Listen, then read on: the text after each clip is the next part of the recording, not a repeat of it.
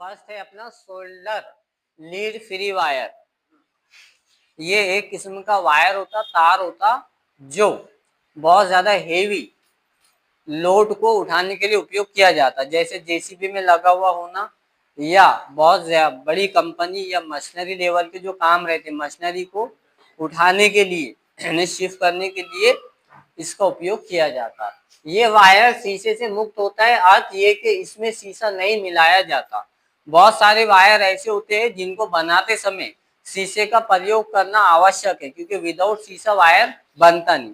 लेकिन ये एक ऐसा वायर है जिसके अंदर में शीशा यानी गिलास नहीं मिलाया जाता, ये शीशे से मुक्त होता है, इसलिए सेफ्टी पर्पस के लिए ये बहुत अच्छा है।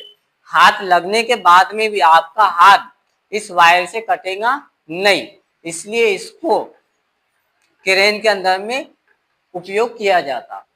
वायर में आमतौर पर टिन देखो इसके अंदर में जो मटेरियल मिले हुए होते और किन मटेरियल से ये बनता उस बारे में बताया जा रहा। टिन, सिल्वर, कॉपर होता है, ये धातु के नाम है जो इसके अंदर में मिलाए जाते, उससे ये वायर बनता है। इसका उपयोग इलेक्ट्रॉनिक, ऑटोमोबाइल में टू व्हीलर और फोर व्हीलर के पार्ट आते शॉप के अंदर में, प्लम्बिंग, सर्किट बोर्ड और अन्य मदद कार्य में इसका उपयोग किया जाता है।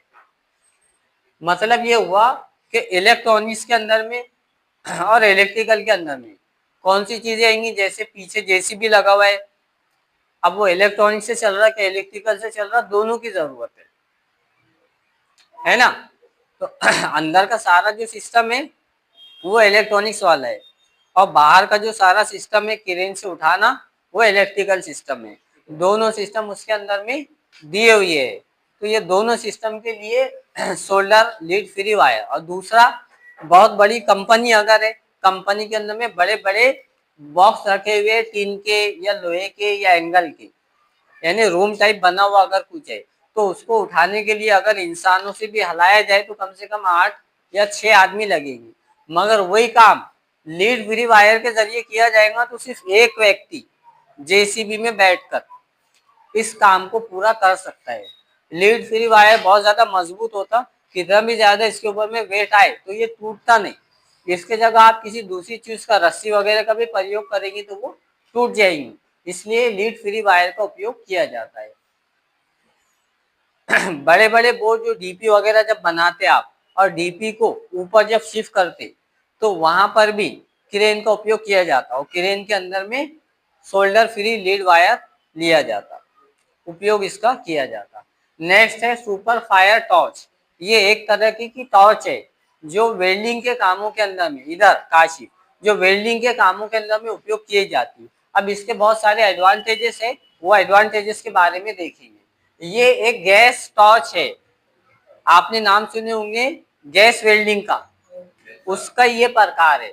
गैस टॉर्च है जो मुख्य रूप से वेल्डिंग, कटिंग और अन्य धातु के कार्य के लिए उपयोग की जाती है। मुख्य रूप से यानी स्पेशल तौर से वेल्डिंग, वेल्डिंग काय में करते हैं आप, लोहे से लोहा अटैच करना रहा, एंगल से एंगल अटैच करना रहा, और ये जो दवा खाना बना अपना टीन का जो बॉक्स बोल रहे हैं आप जिसको, या हॉस्पिटल बना हुआ है मूवेबल, इसके भी एंगलों को जब जोड़ा गया तो एंगल को जोड़ने के लिए वेल्डिंग का उपयोग किया गया। उसके अंदर में भी सुपर फायर टू टॉर्च उपयोग की जाती।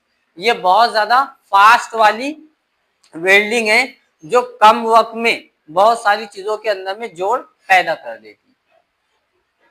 कटिंग और अन्य धातु, धातु बोले तो लोहे का कोई भी काम, और कटिंग, अब वेल्डिंग से कटिंग का क्या मतलब, हाँ, पहले पिघलाया जाता, पिघलाने के बाद में छेनी और हथौड़ी हल्की सी मार करके उसको अलग कर दिया जाता।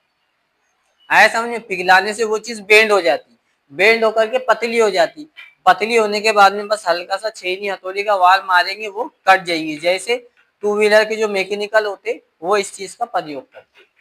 ये टॉर्च मजबूत धातु से बनी होती है और उच्च तापमान का सामना करने में सक्षम है। उच्च बोले तो हाई टेम्परेचर, आई बात समझ में, अगर टेम्परेचर ज्यादा भी रहा तो भी कड़ी धूप के अंदर में भी ये टॉर्च काम करने के लिए सक्षम है, यानी बहुत ज्यादा सेफ है। ये उपयोग करने में आसान है और इसमें आग लगने का खतरा कम होता है। उपयोग करने में आसान इसलिए है, ये टॉर्च देखो पकड़ने में आसान है, इसके अंदर में हैंडल दिया हुआ है जिससे आपको समझ में आ जाएगा टू टॉर्च के बारे में। इसमें कॉन्सेप्ट आपका क्लियर हो जाएगा टू टॉर्च किसको बोलते हैं।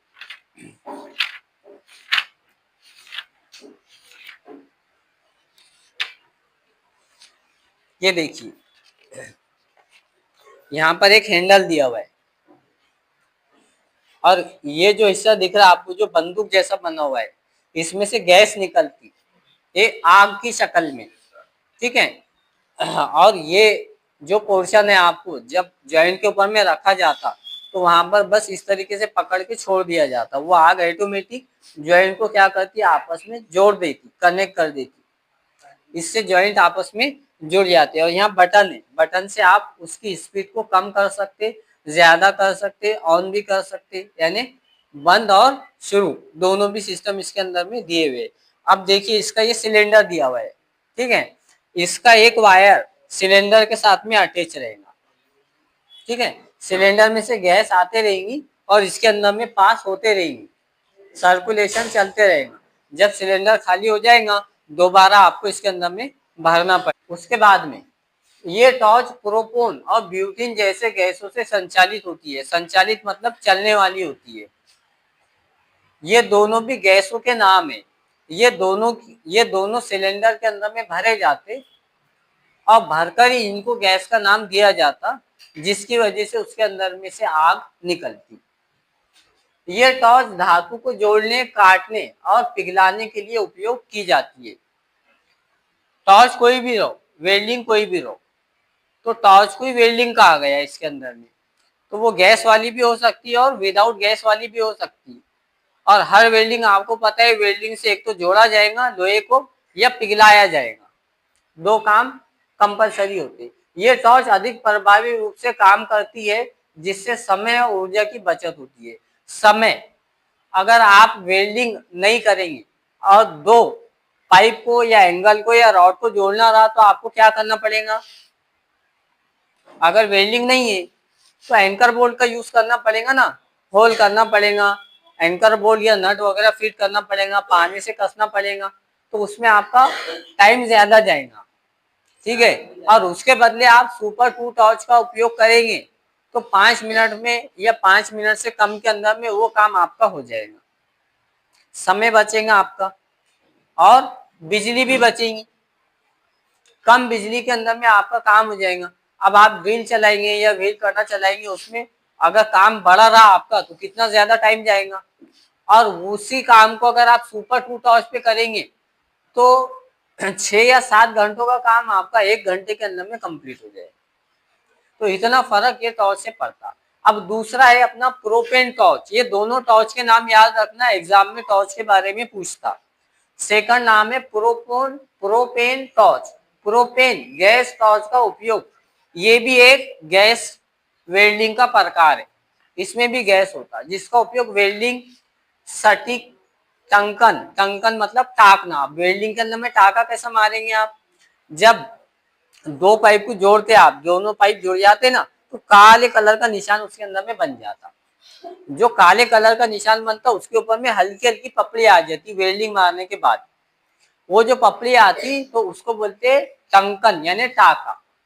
सटीक टंकन यानी मजबूत और परफेक्शन के साथ किया गया टाका, पाइप वेल्डिंग के लिए किया जाता है।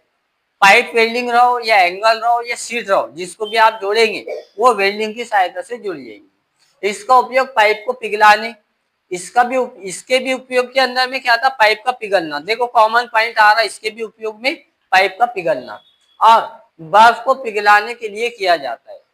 अब बर्फ वेल्डिंग से कैसा पिघलेगा, वेल्डिंग में से तो आग निकलती ना, तो पिघलेगा, हाँ बिल्कुल पिघलेगा। ऐसे बहुत सारे एरिया है जहां पर प्रोपेन गैस का उपयोग किया जाता बर्फ को पिघलाने के लिए, बट वो मेडिकल पर्पस के लिए भी हो सकता और जनरल पर्पस के लिए भी हो सकता, दोनों बातें उसके अंदर में ऐड की जाएगी। प्रोपेन गैस को जलाने और तांबे के वेल्डिंग के लिए ये उपयुक्त उपकरण है। तांबा सुने ना, जो पाइप रहते पहले कौन ज्यादा यूज करता था, तांबे के बर्तन आते थे, अभी तांबे के बर्तन आना बंद हो गए। तो पहले क्या होता था, गोंद समाट या जो बर्तन आते थे वो नीचे से उसके अंदर में सुराख हो जाते थे, लीकेज हो जाते थे, तो उसको रिपेयर करने के लिए इस वेल्डिंग का उपयोग किया जाता है। इससे वो चीज बंद हो जाती है, उसका जो लीकेज रहता बर्तनों का, समाट में पानी भरे तो पानी बह रहा, गुड़ में पानी भरे तो वो बह रहा, वो बंद हो जाता। दूसरा, तांबे के पाइप के अंदर में पानी गर्म रहता, यूनिट नंबर 3 में 9 क्लास में आपने पढ़े थे, तांबे के पाइप के अंदर में पानी अच्छा खासा गर्म रहता। तो बहुत ज्यादा अगर पुरानी पाइपलाइन हो गई तो वो रिपेयर के ऊपर में आ जाती, तांबे के अंदर में सड़ सकता, गल सकता, लीकेज आ सकते। तो ऐसे समय पर आप वो सभी प्रॉब्लम को दूर करने के लिए प्रोपेन टॉर्च का उपयोग कर सकते। प्रोपेन गैस को एक नोजल से बाहर निकाला जाता है और ऑक्सीजन के साथ मिलाया जाता है। ये सिंगल यूज नहीं होगी, प्रोपेन गैस जो है सिंगल यूज नहीं होगी, इसको जो है ऑक्सीजन के साथ में मिलाएंगे आप, तब जाकर के ऐसी आग बनेगी। देखो इसके अंदर में आग आपको नजर आ रही, ये ऑक्सीजन के साथ मिलने की वजह से ऐसा कलर आया हुआ है। अगर आप इसको ऑक्सीजन के साथ में मिक्स नहीं करेंगे तो ऐसा कलर भी नहीं मिलेगा और ऐसी मजबूती ताकि की आपको इसके साथ में नहीं मिलेंगी। देखो इसमें 2 सिलेंडर है, दिख रहे हैं आपको, और सुपर फायर में 1 सिलेंडर था, इसमें 2 सिलेंडर है। तो एक सिलेंडर प्रोपेन गैस का होगा, दूसरा जो सिलेंडर होगा वो ऑक्सीजन का होगा। दोनों का कंबाइन कनेक्शन बनेगा, दोनों का कंबाइन कनेक्शन बन के देखो इसके अंदर में आएगा। अब उसका जो हैंडल था प्रोपेन टॉर्च का वो बंदूक जैसा था, सुपर फायर टॉर्च का। अब प्रोपेन का हैंडल में देखो अंतर है थोड़ा सा इसके शेप के अंदर में, ये जो है आपका सर्कुलर शेप के अंदर में, 2 मिनट, सर्कुलर शेप के अंदर में ये शेप है आपका। तो दोनों कंबाइन देखो, अब इसी में 2 नोजल है, देखो इसके अंदर में फोटो में नजर आ रहा 2 नोजल है, दोनों नोजल एक ये सिलेंडर पर आएगा, एक ये सिलेंडर पर आएगा, ठीक है, और वायर इसका एक रहेगा। दोनों गैस मिक्स होकर वायर में जाएंगी, हैंडल में जाएंगी, और उसके बाद में जब आप उसको ऑन करेंगे तो वो जो गैस निकलेंगी वो इस तरीके से रहेगी।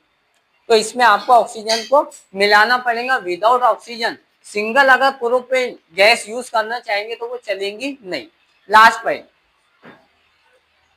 ये आग जिससे जब दोनों एक साथ बनेंगी, गैस मिलेंगी तो आग बनती है। इसका उपयोग करते समय सुरक्षा उपकरण, दस्ताने, चश्मा आदि पहनना आवश्यक है। जब भी आप आग का काम करेंगे तो काम करते समय हैंड ग्लोव्स, अब वेल्डिंग मारेंगे तो कुछ शुआएं आपके आंखों पर आने का प्रभाव हो सकता, गॉगल्स याद से पहन लेना। तो आपने देखे होंगे जो भी वेल्डिंग का काम करता, जैसे ट्रांसपोर्ट नगर वगैरह में भी, तो वेल्डिंग वाला गॉगल्स का प्रयोग हमेशा करता। क्यों? अगर गॉगल्स का प्रयोग नहीं करे तो रात में जब आप सोने जाओगे, दिन भर काम करने के बाद आपकी आंखें लाल हो जाएंगी, मोटी हो जाएंगी, और आंख के अंदर में आपको जलन जैसी महसूस होने लगेगी, नींद नहीं आएंगी, और दर्द अलग महसूस होगा, सूजन अलग आएंगी। इसलिए गॉगल्स का प्रयोग इसके अंदर में कंपलसरी रहेगा। अब आपको लग रहा कि गैस के जो धुआं नहीं, जिसको अपन बोलेंगे जर्रात जो निकलते वेल्डिंग मारने के बाद नीचे गिरते, वो पैर पर आने का भी खतरा हो सकता। इसलिए आप शू भी पहनेंगे ताकि उसमें से जो निकलने वाले छींटे जर्रात गिर रहे तो वो पैर के ऊपर में आपके नहीं आना चाहिए। गलती से अगर आ गया तो आंवला आएगा चटके से, और जिल्द आपकी चमड़ी छिल सकती, आंवला आ सकता, चमड़ी छिल सकती। इस वजह से आप क्या करेंगे, शू का प्रयोग करेंगे, ठीक है।